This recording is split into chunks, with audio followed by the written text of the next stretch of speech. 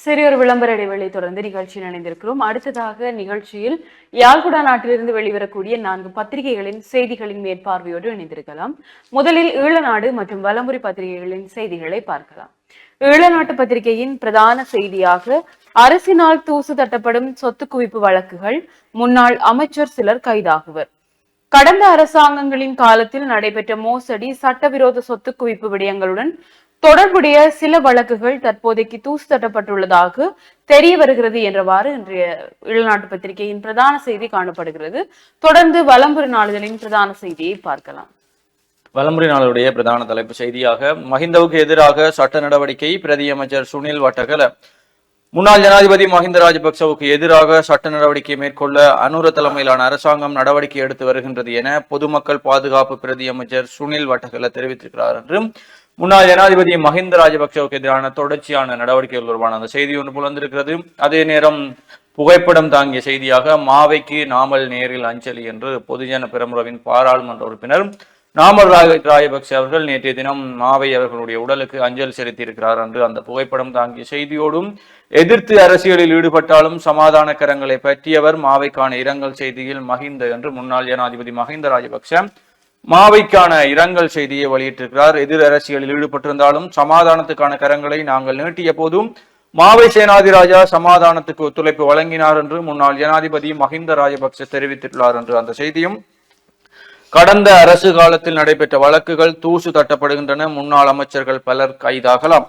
கடந்த அரசாங்கங்களின் காலங்களில் நடைபெற்ற மோசடி, சட்டவிரோத சொத்து குவிப்பு விடயங்களுடன் தொடர்புடைய 11 வழக்குகள் தற்போதைக்கு தூசு தட்டப்பட்டுள்ளதாக அறிய கிடைத்துள்ளது என்று அந்த செய்தி தொடர்ந்து செல்கிறது. தொடர்ச்சியாக முன்னாள் அரசியல்வாதிகள், முன்னாள் அமைச்சர்கள், முன்னாள் பாராளுமன்ற உறுப்பினர்களுடைய பழைய இந்த கணக்கு வழக்குகள் எல்லாம் இப்பொழுது ஆராயப்பட்டு கொண்டிருக்கும் பொழுது பலர் கைதாகலாம் என்றும் அந்த செய்தி காணப்படுகிறது. கட்டமிடப்பட்ட செய்திகளாக மாவையின் இறுதிக்கிரியை இன்று இடம்பெறும் என்ற செய்தியும் நாங்கள் ஏலவே பார்த்தது போல இன்று காலை 8 மணிக்கு மாவட்டபுரத்தில் உள்ள அவரது இல்லத்தில் அவை ஆரம்பமாகும் என்றும், அமைச்சுக்களை கண்காணிக்க குழு நியமனம் என்ற செய்தியும், யாழிலிருந்து பயணமான ஜனாதிபதியின் பாதுகாப்பு பிரிவின் வாகனம் விபத்து, 4 காயம் என்ற செய்தியும், 76 வேலை திட்டங்களை இலங்கையில் சீனா ஆரம்பிக்கிறது என்ற செய்தியும் காணப்படுகிறது. அதே நேரம் திருக்குறள் வளாக திறப்பு விழா இன்று, இந்திய உச்ச நீதிமன்ற நீதியரசர் மகாதேவன் வருகை என்றும், சிவபூமி அறக்கட்டளையால் மாவட்டபுரத்தில் நிர்மாணிக்கப்பட்டிருக்கக்கூடிய திருக்குறள் வளாக திறப்பு விழா இன்று காலை 8:30 மணி அளவுக்கு நடைபெற உள்ளது என்று அந்த செய்தியும் காணப்படுகிறது. 5 வருடங்களில் விபத்தால் 12,182 பேர் பலி என்ற செய்தி வலம்புரியினுடைய முற்பக்க செய்திகளாக இருக்கிறது. தொடர்ச்சியாக ஈழநாட்டு பத்திரிகையினுடைய முற்பக்க செய்திகளை பார்க்கலாம். ஈழநாட்டு பத்திரிகையின் ஏனைய முற்பக்க செய்திகளாக மாவைக்கு நாமல் இறுதி அஞ்சலி என்ற ஒரு புகைப்படம் தாங்கிய செய்தியும், இந்திய மீனவர்கள் எல்லை தாண்டினாலும் துப்பாக்கி சூடு நடத்த முற்படக்கூடாது கூறுகிறார் வாசுதேவ நாணயக்காரர். விரிவாக பார்க்கையில், இந்திய மீனவர்கள் எல்லை தாண்டினாலும் அவர்களை கைது செய்ய வேண்டுமே தவிர துப்பாக்கி சூடு நடத்த முற்படக்கூடாது. அவ்வாறு செய்வது பாரதூரமான விடயமாகும் என்று ஜனநாயக இடதுசாரி முன்னணியின் முக்கியஸ்தரும் முன்னாள் அமைச்சருமான வாசுதேவ நாணயக்காரர் தெரிவித்துள்ளார் என்றவாறு இந்த செய்தி காணப்படுகிறது. அதனைத் தொடர்ந்து மாவை சேனாதிராசாவின் இறுதி நிகழ்வுகள் இன்று என்றொரு செய்தி. முற்பகல் 10 மணிக்கு அஞ்சலி உரைகள் அவரது இல்லத்தில் இடம்பெற்று பின்னர் பிற்பகல் 3 மணியளவில் மாவட்டபுரம் இந்து மயானத்திற்கு பூத உடல் எடுத்து செல்லப்படும் என்றவாறு இந்த செய்தி காணப்படுகிறது. தொடர்ச்சியாக சட்டத்திற்கு மதிப்பளித்து மஹிந்த வீட்டை விட்டு வெளியேற வேண்டும், பொதுமக்கள் பாதுகாப்பு பிரதி அமைச்சர் தெரிவிப்பு என்றவாறு ஒரு செய்தி. முன்னாள் ஜனாதிபதி மஹிந்த ராஜபக்ஷ அவருடைய உத்தியோகபூர்வ இல்லத்திலிருந்து வெளியேற வேண்டும் அப்படி என்ற செய்திகளை நாங்கள் தொடர்ச்சியாக பார்த்து வந்தோம். அதன் அடிப்படையில் இன்று பொதுமக்கள் பாதுகாப்பு பிரதி அமைச்சரும் சட்டத்திற்கு மதிப்பளித்து மஹிந்த ராஜபக்ஷ உத்தியோகபூர்வ இல்லத்தை விட்டு வெளியேற வேண்டும் அப்படி என்ற ஒரு கருத்தை தெரிவித்துள்ளார்.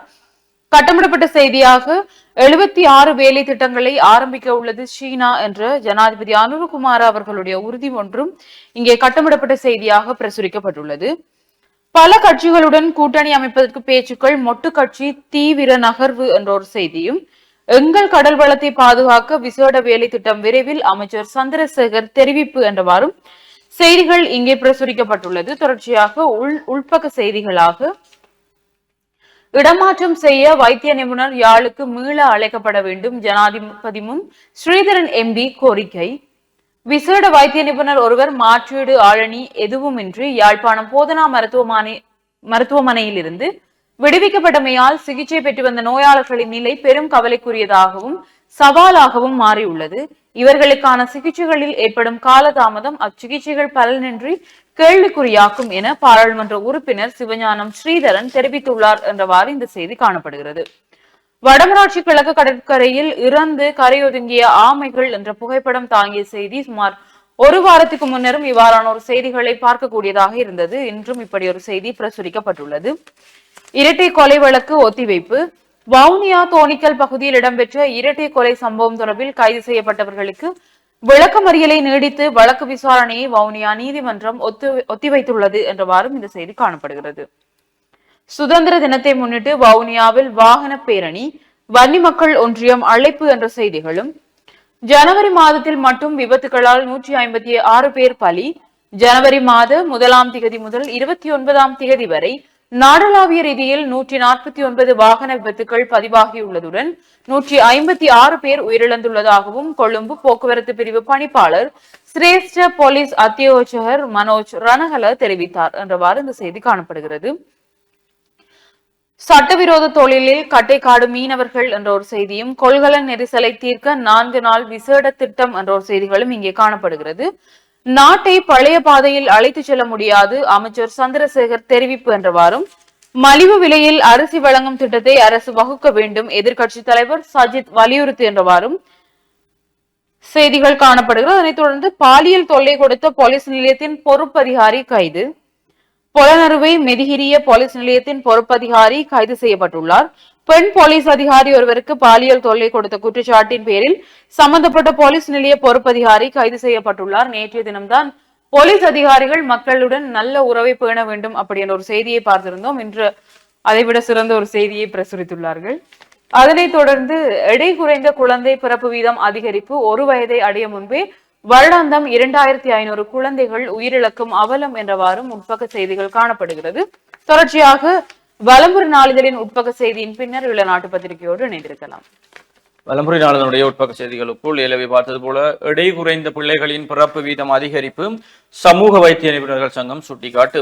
இலங்கையில் எடை குறைந்த பிள்ளைகளின் பிறப்பு வீதம் உயர்வடைந்துள்ளதுடன் வருடாந்தம் பிறந்து 1 வயதை அடைவதற்கு முன்னரே சுமார் 2500 குழந்தைகள் உயிரிழப்பதாக சமூக வைத்திய நிபுணர்கள் சங்கத்தின் தலைவர் சமூக வைத்திய நிபுணர் கபில ஜெயரத்ன தெரிவித்திருக்கிறார் என்று அந்த செய்தி காணப்படுகிறது. அதே நேரம் திருகோணமலை வீதியில் கோர விபத்து, 2 பலி, சுமார் 35 பேர் காயம். திருகோணமலை கபரண வீதியில் இடம்பெற்ற கோர விபத்தொன்றில் 2 உயிரிழந்துள்ளதுடன் 35க்கும் மேற்பட்டோர் காயமடைந்திருக்கிறார்கள். பேருந்து ஒன்றும் வேனும் மோதியதில் இந்த சம்பவம் இடம்பெற்றதாக அந்த செய்தி காணப்படுகிறது. அதே நேரம் 2 வாரங்களுக்குள் குறைய உள்ள தேங்காய் விலை, 2 வாரங்களுக்குள் தேங்காய் விலை நிச்சயமாக குறையும் என தெங்கு அபிவிருத்தி அதிகார சபையின் தவிசாளர் சாந்த ரணதுங்க தெரிவித்திருக்கிறார் என்ற செய்தியோடும், பேருந்து கட்டணத்தில் மாற்றமில்லை, பேருந்து உரிமையாளர் சங்கம் என்ற செய்தியும், 167 இலங்கையர்களுக்கு பிடியாணை பிறப்பிப்பு, இலங்கையில் போதை கடத்தல்காரர்கள், பாதாள உலக கும்பலின் தலைவர்கள் மற்றும் வெளிநாடுகளில் வசிக்கும் ஒழுங்கமைக்கப்பட்ட குற்றவாளிகளை கைது செய்ய நடவடிக்கை எடுக்கப்பட்டிருக்கிறது.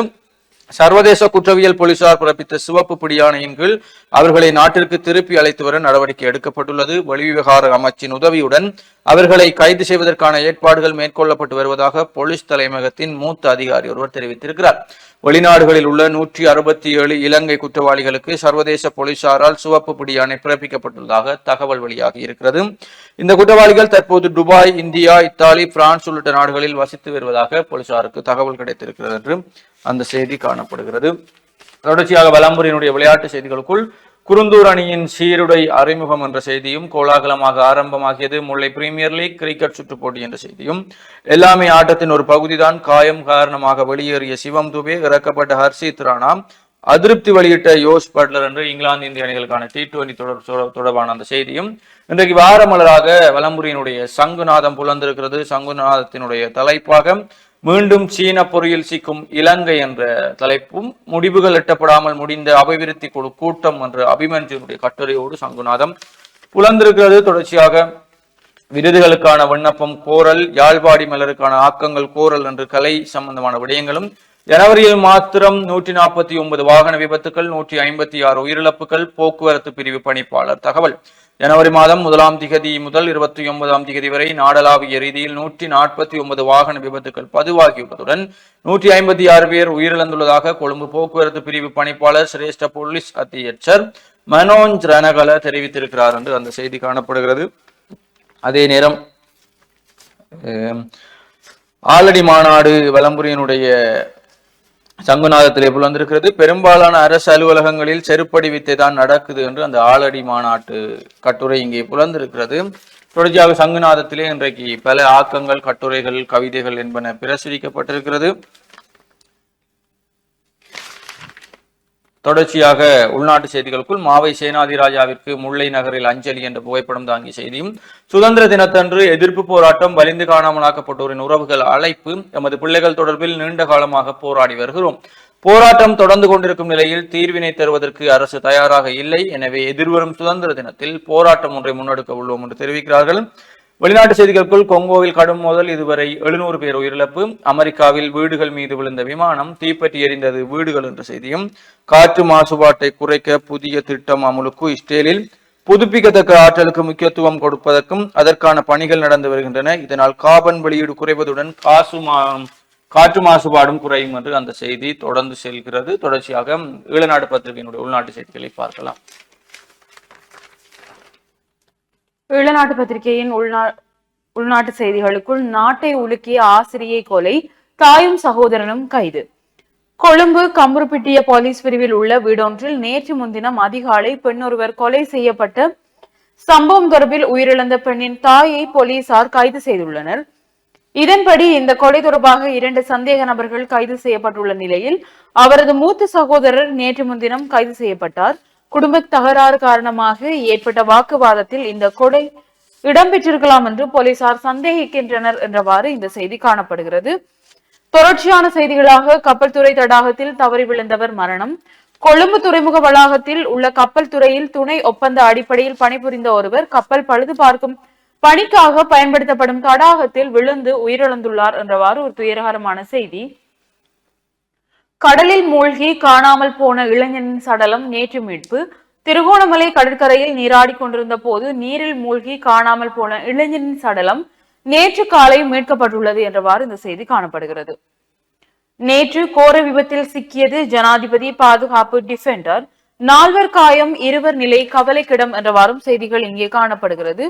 மாவையின் பூத உடலுக்கு டக்ளஸ் அஞ்சலி என்ற ஒரு புகைப்படம் தாங்கிய செய்தியும், மலையக மக்கள் முன்னணியினர் மாவை சேனாதிராசாவிற்கு அஞ்சலி, யோசித ராஜபக்ஷவிடம் வைத்திருந்த 7 துப்பாக்கிகள் ஒப்படைப்பு என்றவாறும் செய்திகள் இங்கே காணப்படுகிறது. அதனைத் தொடர்ந்து இன்று ஞாயிற்றுக்கிழமை என்பதனால் வெளிநாட்டு பத்திரிகையின் வார மலர் இணைக்கப்பட்டுள்ளது. அதில் முதலாவது கட்டுரையாக இலங்கை அரசியல் வரலாற்றில் மஹிந்த ராஜபக்ஷவின் இடம் என்று, மஹிந்தவின் விசுவாசிகள் போர் வெற்றிக்காக அவர் வரலாற்றில் நினைவு கூறப்பட வேண்டியவர் என்று கொண்டாடலாம்.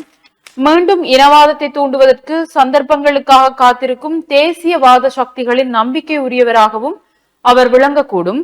ஆனாலும் அவர் தவறான ஆட்சி முறையின் ஒரு சின்னமாகவே நினைவு கூறப்படுவார் என்பதே உண்மை என்றவாறு இந்த கட்டுரை காணப்படுகிறது. அதனைத் தொடர்ந்து மாகாண ஆட்சி முறையில் அதிகாரங்களை பகிர வேண்டும் என்ற ஒரு கட்டுரையும், ஒரு சகாப்தத்தின் முடிவு அரசியல் சாகடிப்பா என்ற ஒரு செய்திகளும் கட்டுரையும் காணப்படுகிறது. அனுரகுமார அரசாங்கத்திடமிருந்து இலங்கை மக்கள் எதிர்பார்ப்பது என்ன என்ற கட்டுரையோடு மாவையின் மறைவு தமிழரசை இணைக்குமா அல்லது பிரிக்குமா என்றவாறும் ஒரு கட்டுரை காணப்படுகிறது. அதனைத் தொடர்ந்து துருக்கியால் பலமடையும் பாகிஸ்தான் ராணுவம், துருக்கி இந்தியா பொருளாதார உறவில் சிக்கல் என்ற கட்டுரைகளும் காணப்படுகிறது. தொடர்ச்சியாக உள்நாட்டு செய்திகளுக்குள் பரிசோதனையின்றி விடுவிக்கப்படும் கொள்கலன்களால் வருமானம் இழப்பு, அரசாங்கம் மீது எதிர்க்கட்சி குற்றச்சாட்டல், இலங்கையர் எதிர்கொள்ளும் விசா பிரச்சனையை தீர்க்கவும் இத்தாலி தூதுவரிடம் கோரிக்கை என்ற ஒரு செய்தியோடு சிவப்பு முத்திரை பதிக்கப்பட்ட 323 கொள்கலன்கள் விடுவிப்பு, பாதிப்பு ஏற்பட்டால் பொறுப்பேற்க முடியாது என்ற செய்திகளும் இங்கே காணப்படுகிறது. அதனைத் தொடர்ந்து சமாதானத்திற்கான கரங்களை பற்றியவர் மாவை சேனாதிராஜா, மஹிந்த ராஜபக்ஷ அனுதாபம் என்ற ஒரு செய்தி, கிளிநொச்சியில் குடிதண்ணீர் துண்டிப்பால் மக்கள் பாதிப்பு என்றவாறும் செய்திகள் இங்கே காணப்படுகிறது. அதனைத் தொடர்ந்து ஈழநாட்டு பத்திரிகையின் இறுதிப்பக்க செய்திகளாக நெல்லுக்கு உத்தரவாத விலை அரசால் வழங்க முடியவில்லை, எதிர்க்கட்சி தலைவர் குற்றச்சாட்டு, தொற்று நோய்கள், தொற்றா நோய்கள், சுகாதார கட்டமைப்பு மீது பெரும் சுமை, அமைச்சர் நலிந்த ஜெயதிச என்றவாறும் செய்திகள் இங்கே பிரசுரிக்கப்பட்டுள்ளது. தொடர்ச்சியாக வலம்புரி நாளிதழின் செய்திகளை பார்க்கலாம்.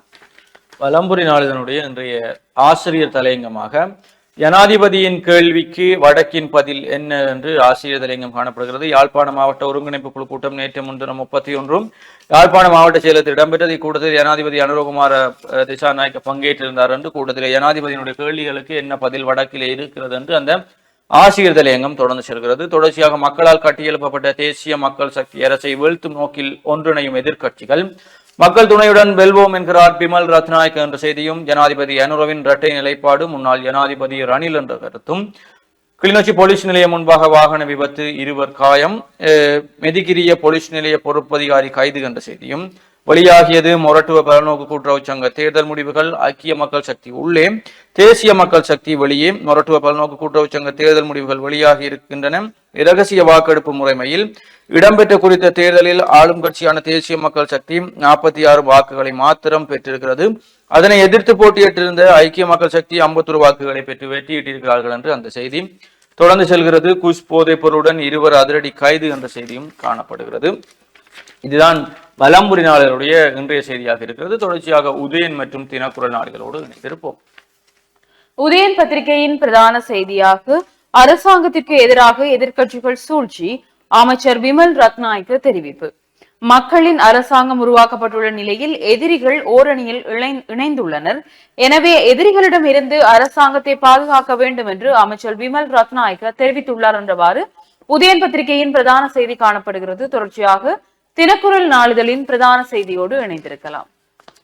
தினக்குரல் நாளினுடைய பிரதான தலைப்பு செய்தியாக யாழ் விமான நிலைய ஓடுபாதை விஸ்தரிப்பு என்ற போர்வையில் விவசாய நிலங்களை அபகரிக்க திட்டம், 10,009.87 ஏக்கர் நிலம் ஏற்கனவே சுவீகரிப்பு, 643 குடும்பங்களுக்கு இன்னும் இழப்பீடு இல்லை, மாற்று காணிகள் வழங்கவும் நடவடிக்கை இல்லை, பலாலி மக்கள் குற்றச்சாட்டு என்று அந்த தலைப்பு செய்தி காணப்படுகிறது. குறிப்பாக பலாலி விமான நிலையத்தினுடைய அபிவிருத்தி மற்றும் விஸ்தரிப்பு நடவடிக்கைகள் இதிலே ஏழை மக்களுடைய விவசாய நிலங்கள் சுவீகரிக்கப்படுவதாக அந்த குற்றச்சாட்டு செய்தி தொடர்ந்து செல்கிறது.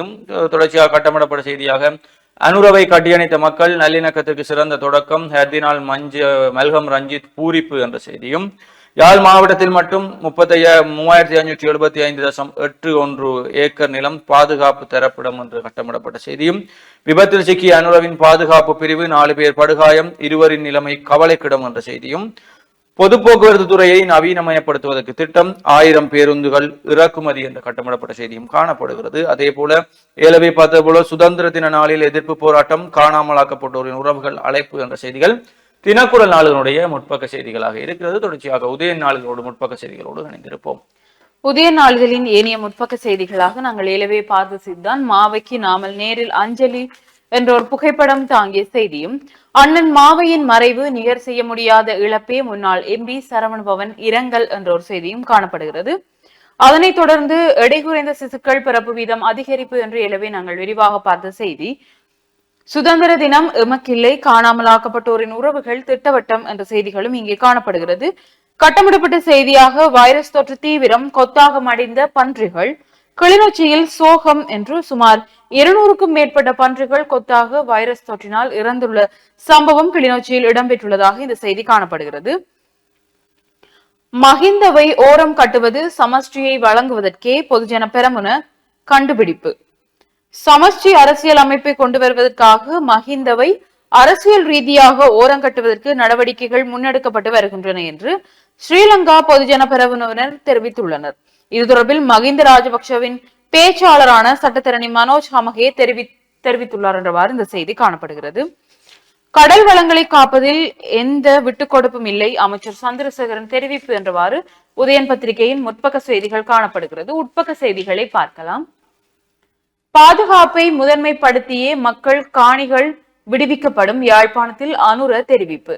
மக்களினுடைய காணிகள் குறிப்பாக தனியார் காணிகள் மீது வழங்கப்பட வேண்டும், அதில் மாற்று கருத்துக்கு இடமில்லை. எனினும் பாதுகாப்பாக சுவீகரிக்கப்பட்ட காணிகள் மீள பாதுகாப்பு நிலைமைகள் ஆராயப்பட்டே விடுவிக்கப்படும் என்று ஜனாதிபதி அனுரகுமார திசாநாயக்க தெரிவித்துள்ளார் என்றவாறு இந்த செய்தி காணப்படுகிறது.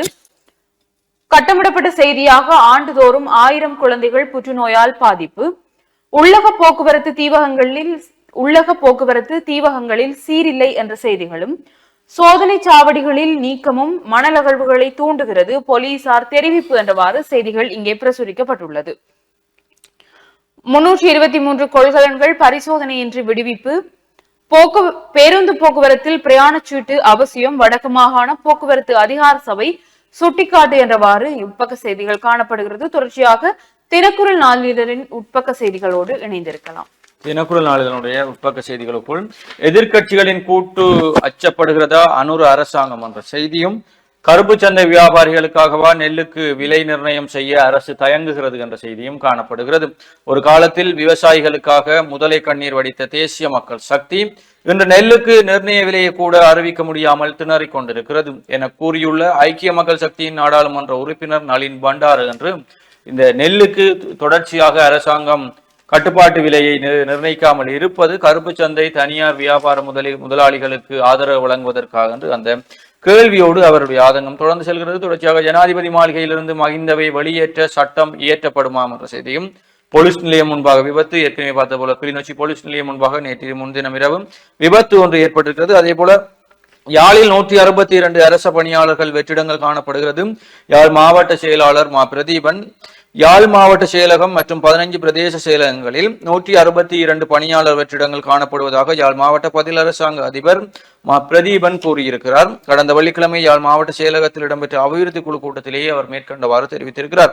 இதன்போலும் அவர் மேலும் கூறுகையில், யாழ் மாவட்ட செயலகம் உட்பட அதன் கீழ் இயங்கும் 15 பிரதேச செயலகங்களில் நிர்வாக கிராம உத்தியோகத்தர் 6 பேர், கிராம உத்தியோகத்தர்கள் 65 பேர், முகாமைத்துவ உதவியாளர்கள் 27 பேர், அலுவலக உதவியாளர்கள் 45 பேர், சாரதிகள் 12 பேர் மற்றும் மாவட்ட பதிவாளர் திணைக்களத்தில் 8 பேர் உள்ளடங்கலாக 162 ஆளணியினர் தேவைப்பாடு இருப்பதாக அவர் கூறியிருக்கிறார் என்று அந்த செய்தி காணப்படுகிறது. எனவே பொருத்தமானவர்கள் அதற்கான விண்ணப்பங்களை மேற்கொள்வது சிறந்ததாக இருக்கும். அதே போல தொற்றா நோய்களுக்கான சிகிச்சைகளுக்கு முன்னுரிமை சுகாதார அமைச்சர் தகவல் என்ற செய்தியும், கொள்கலன் நெரிசல் முடிவுக்கு கொண்டு வர விசேட வேலை திட்டம் என்ற செய்தியும் காணப்படுகிறது. வட இலங்கையின் வளங்களும் அவற்றின் பேண்தகு பராமரிப்பு பாவனையும் அபிவிருத்தியும் என்று கட்டுரை ஒன்றும் இங்கே புலந்திருக்கிறது. அதே போல புழுதியாறு ஏற்று நீர் பாசன திட்டம் பரமா சாபமா என்று சுப்பிரமணியம் பாஸ்கரன் அவர்களுடைய கட்டுரையும் இங்கே காணப்படுகிறது.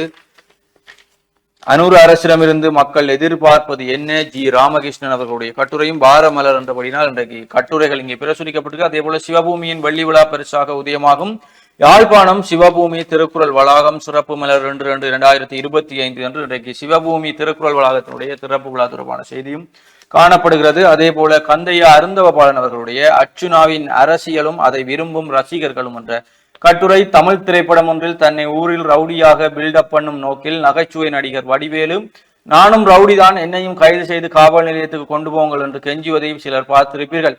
அந்த காட்சிதான் அண்மையில் பாராளுமன்ற உறுப்பினர் அர்ச்சுனா ராமநாதனை சாகவச்சேரியில் வைத்து அனுராதபுர காவல்துறையினர் கைது செய்த போது அவர் நடந்து கொண்ட விதம் நினைவுபடுத்தியது.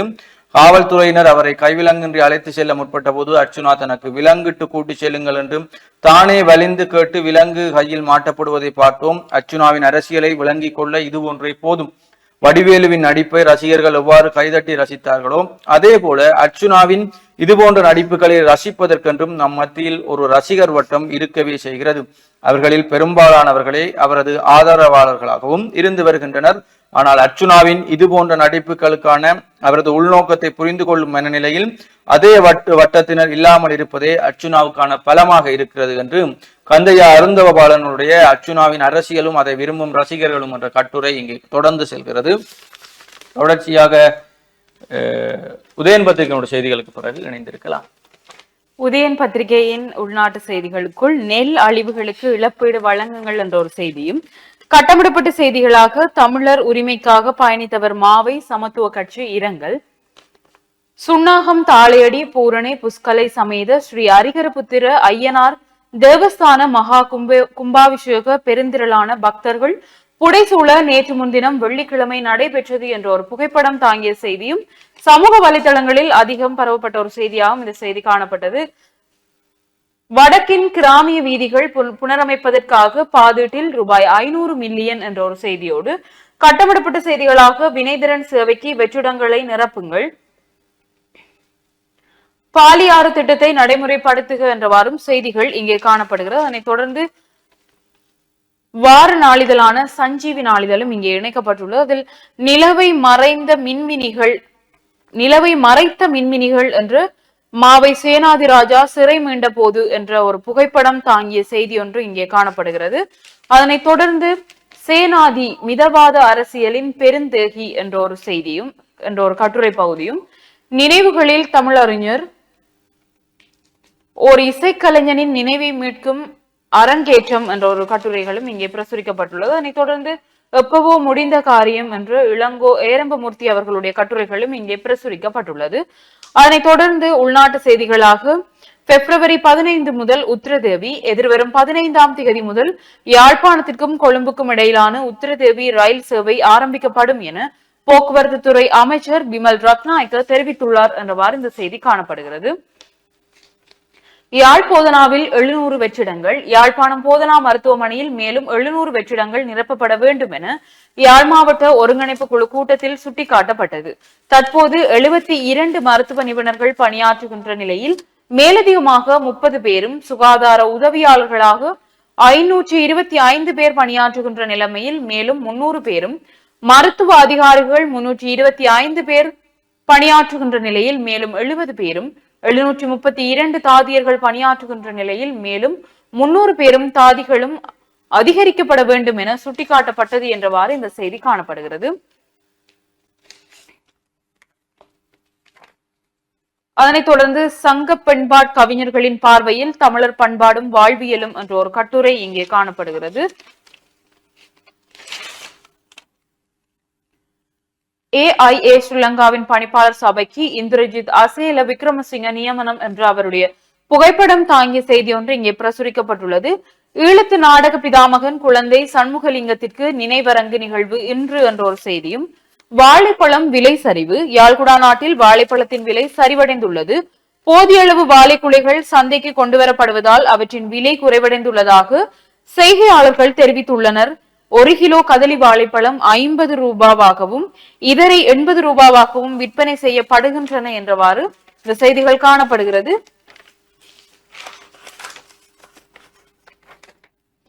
தரமற்ற புளி விற்பனை, யாழ்குடா நாட்டில் தரம் குறைவான புளி விற்பனை செய்யப்படுவதாக நுகர்வோர் விசனம் தெரிவித்துள்ளனர். புளிக்கு தொடர்ந்து தட்டுப்பாடு நிலவி வருகின்றது.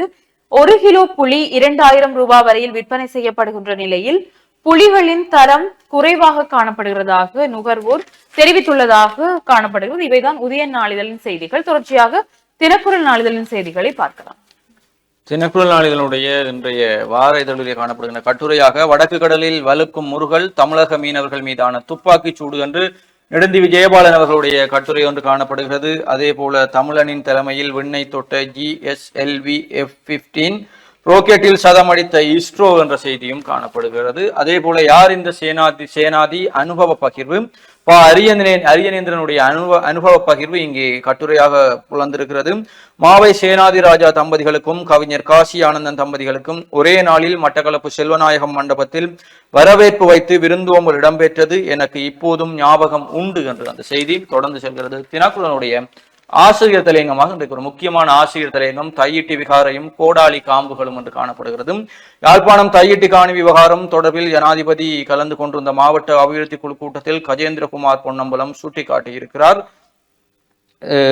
தையிட்டி விகாரையை வைத்து சிலர் அரசியல் நடத்துவதாகவும் அதற்கே தையிட்டி விகாரை அமைப்பை எதிர்த்து போராட்டங்கள் நடத்துவதாகவும் சாயம் பூச முடியாது. அப்படி கூறும் கோடாலி காம்புகள் பௌத்த மதத்தின் பெயரால் தையிட்டியில் மட்டுமல்ல வடகிழக்கில் நடந்த அத்தனை ஆக்கிரமிப்புகளையும் நியாயப்படுத்துகின்றன. தமிழ் அரசியலில் நுழைந்துள்ள இப்படியான புதிய கோடாலி காம்புகள் நாளை இனப்படுகொலைகளையும் நியாயப்படுத்தலாம். ஆச்சரியப்படுவதற்கு ஒன்றுமில்லை. மறுபக்கம் காணி உரிமையாளர்களுக்கு இழப்பீடு வழங்கலாம், மாற்று காணிகளை வழங்கலாம் என ஆளுநர் கூறுகிறார். பாதிக்கப்பட்ட மக்களுக்கு இழப்பீடு வழங்கும் எண்ணம் நியாயமானது. ஆனால் இழப்பீடு பெறுவதற்கு ஒரு ஆளுநர் தேவையா? பாதிக்கப்பட்டவர்கள் போராட்டங்களை நடத்துவது இழப்பீடு பெறுவதற்காம்? எந்த வகையில் நியாயம் என்பது தெரியவில்லை. மக்களுக்கு சொந்தமான காணியை அடாத்தாக பிடித்து இராணுவ பாதுகாப்போடும் அதில் விகாரை கட்டப்படும். அரசாங்கம் வேடிக்கை பார்க்கும். போலீசார் காவலுக்கு நிற்பார்கள். தட்டி கேட்க வேண்டிய அதிகாரிகள் பக்கப்பாட்டு பாடுவார்கள். விகாரை கட்டி முடிந்த பின்னர் கட்டிய விகாரை எப்படி இடிக்க முடியும்? இப்படி கேட்கிற போதெல்லாம் அவர்கள் தான் நினைவுக்கு வருகிறார்கள் என்று தினக்குரலுடைய ஆசிய தலையங்கம் புதிதாக தமிழ் அரசியலில் நுழைந்து கோமாளித்தனம் காட்டக்கூடியவர்களுக்கான தலைப்போடு காணப்படுகிறது. தேசிய உற்பத்தியில் 25% பங்களிப்பை பணம் தொழில் மூலம் ஈட்டித்தர முடியும். பனை அபிவிருத்தி சபை தலைவர் சகாதேவன் என்ற செய்தி காணப்படுகிறது. தொடர்ச்சியாக அண்மைய நாட்களிலே பனை உற்பத்தி தொடர்பான செயற்பாடுகளில் அதிக கவனம் அரசினால் செலுத்தப்பட்டுக் கொண்டிருக்கும் பொழுது பனை அபிவிருத்தி சபை தலைவர் சகாதேவனுடைய செய்தியும் குறிப்பிடத்தக்கதாக இருக்கிறது. தொடர்ச்சியாக தினக்குரலுடைய இறுதிப்பக்க செய்தியாக யாழ் போதனா வைத்தியசாலையில் 2024 6 லட்சம் பேருக்கு சிகிச்சை என்ற செய்தியும், ஹுஸ் போதைப் பொருளுடன் கட்டுநாயக்கா வந்த 2 பேர் கைது என்ற செய்தியும் தினக்குரலுடைய முக்கிய செய்திகளாகவும் காணப்படுகிறது. அதே போல இவைதான் இன்று புலந்திருக்கக்கூடிய முக்கியமான செய்திகளுடைய முக்கியமான பத்திரிகைகளுடைய முக்கிய செய்தியாக காணப்படுகிறது. தொடர்ந்து முனைந்திருங்கள் நேயர்களே. சிறிய ஒரு விளம்பர இடைவேளைக்கு பிறகு மீண்டும் சந்திப்போம்.